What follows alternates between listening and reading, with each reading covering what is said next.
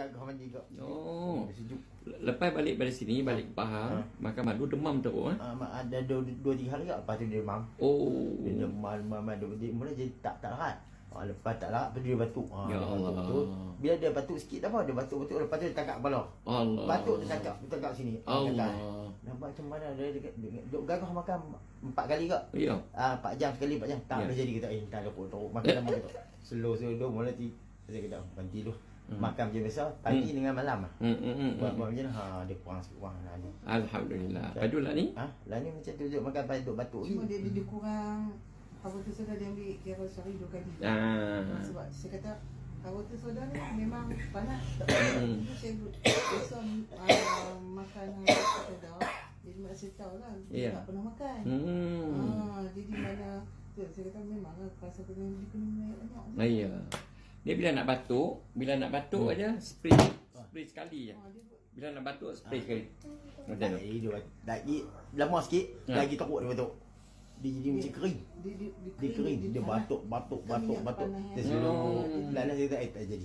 Mungkin badan tiap-tiap badan mungkin tak sama ke badan kan. Ya. Tak lepas saya kalau ikut sini pun semua merah ni. Sebelum tu. Dia tengok ni dah. Tak minum lagi kan. Ni pun nampak banyak perubahan dah tu.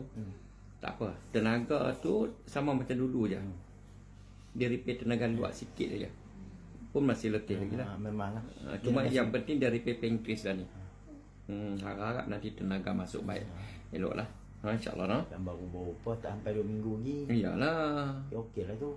Ada sebulan. Saya cakap itu lagi bila kita makan apa namanya yang madu buah ni, yang hampir soda tu lepas 21 hari baru macet ni. Iyalah. Tapi kami dah jauh ni. Kami balik nak ambil anak.